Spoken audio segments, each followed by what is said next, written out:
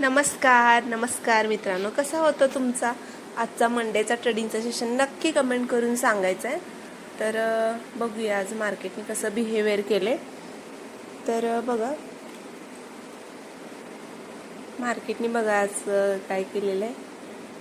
Market 24,400 open होऊन परत खाली आली. कॅन्डल बघा किती मोठी वीक घेतली, म्हणजे इथली लिक्विडिटी ग्रॅप करून अगेन मार्केट 24,500.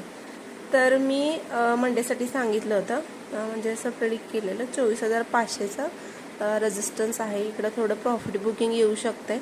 तर तुम्ही बघू शकताय जो काय रेजिस्टन्स होता परवाचा फ्रायडेचा, तर तिथेच मार्केटने काय केलं, वरच्या साईडला ब्रेक केलाय. काल फ्रायडेला वरच्या साईडला ब्रेक करून जो रेजिस्टन्स होता तोच अगेन सपोर्टनी काम केलंय.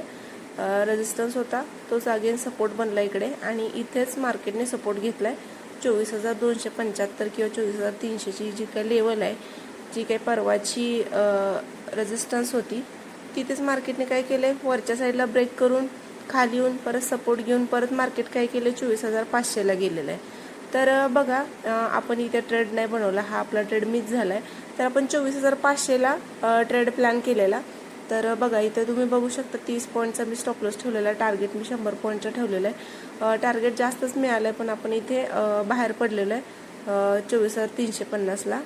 तर उद्याच्या ट्रेडिंगच्या सेशनमध्ये काय असणार आहे बघा. उद्याच्या ट्रेडिंगच्या सेशनमध्ये 24,275 ही लेवल खूप इम्पॉर्टंट आहे. ही लेवल जर खालच्या साईडला ब्रेक झाली तर मार्केट 24,100 इथे येऊ शकतो, आणि 24,100 हा खूप स्ट्रॉंग सपोर्ट आहे. हा जर ब्रेक झाला तर मग 23,900 पर्यंत मार्केट येऊ शकते.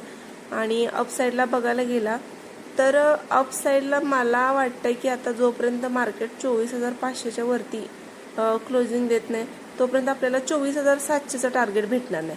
आता मोठ्या टाइम फ्रेमवरती शिफ्ट झालो तर तुम्ही बघू शकता हे मार्केटनं खालून पण तेवढीच वीक सोडली, वरून पण तेवढीच वीक सोडली.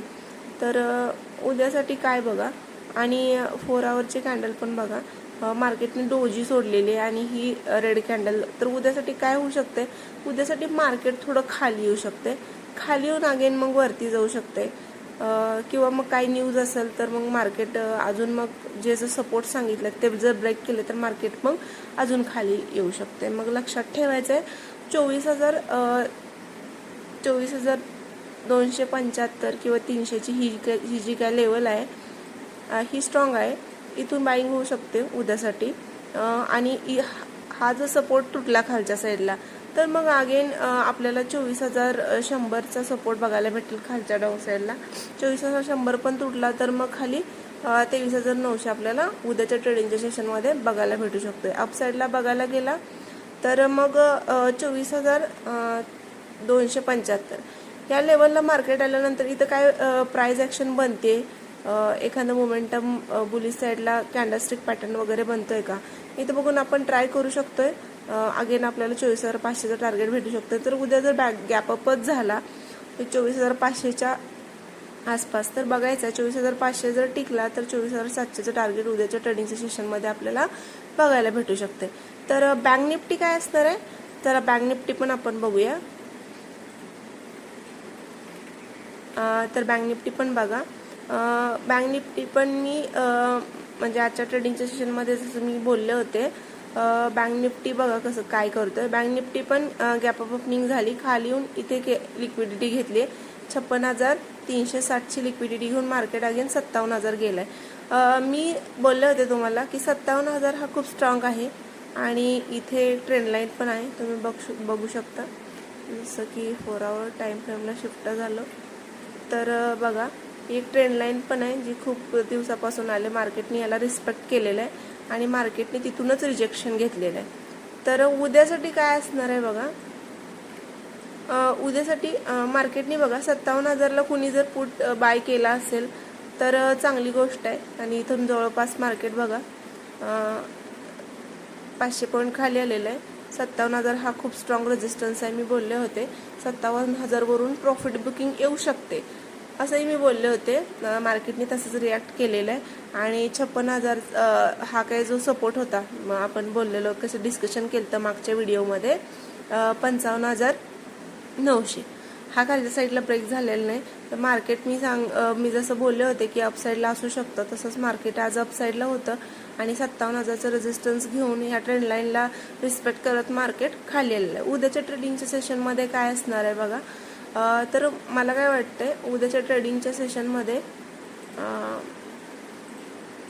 ही जी काही लेवल आहे 56,400 जर खालच्या साईडला ब्रेक झाला तर मार्केट मग अगेन 55,900 इथंपर्यंत येऊ शकतोय आणि ही लेवल पण ब्रेक झाली तर 55,600 आणि मग 55,280 हे खालच्या डाऊन साईडला आपल्याला बघायला भेटू शकतं. स्टील मग मला उद्या काय वाटतंय जर बँक निफ्टी खाली आला 56,400ला तर मग इथे एखादं चांगली कॅन्डलस्टिक पॅटर्न वगैरे बघून प्राइस ॲक्शन बघून इथं तुम्ही बाय करू शकता. अगेन टार्गेट 57,000 आणि 57,200चं टार्गेट तुम्ही मे बी ठेवू शकता. उद्या मार्केट काय करू शकते बघा, इथे कुठेतरी ओपन होऊन असं इकडे प्राइस ॲक्शन इथं करत मार्केट ह्या ट्रेंड लाईनचा ब्रेकआउट करत मार्केट वरती असं जाऊ शकते.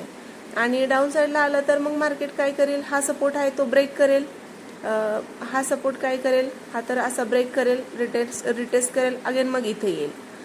तर लक्षात ठेवायचं आहे ह्या ट्रेंड लाईनचा ब्रेकआउट होणं पण खूप गरजेचं आहे आणि ही 56,400ची लेवल ही पण खूप इम्पॉर्टंट आहे.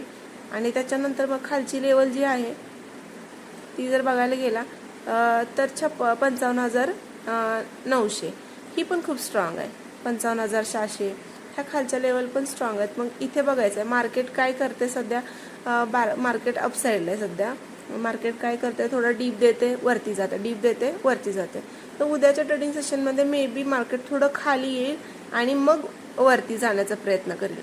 तर प्राइस ॲक्शन बघून आपण ट्रेड करायचं आहे. लेवल्स तुम्हाला सांगितलेले आहेत, लेवल्स बघून ट्रेड करायचं आहे.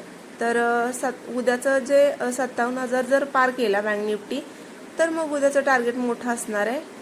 57,000 जर पार केला तर मग मला वाटतंय बँक निफ्टी जो आहे तो 57,800 एका दिवसात पॉसिबल नाही बट ट्राय करेल 57,800 वगैरे जाण्याचा. इथंपर्यंत 57,700-800 पर्यंत बँक निफ्टी जाण्याचा प्रयत्न उद्याच्या ट्रेडिंगच्या सेशनमध्ये करू शकतो. डाऊन साईडला पण मी सांगितलेलं आहे 56,400 जर खालच्या साईडला ब्रेक झाला तर 55,900, 55,600 आणि मग 55,250 किंवा 60 ही जी काय लेवल आहे ती लक्षात ठेवायची. तर कशा वाटलं माझं ॲनालिसिस नक्की कमेंट करून सांगायचं आहे. चॅनलला नवीन असाल तर सबस्क्राईब करायचं आहे, लाईक करायचं आहे, शेअर करायचं आहे. थँक्यू.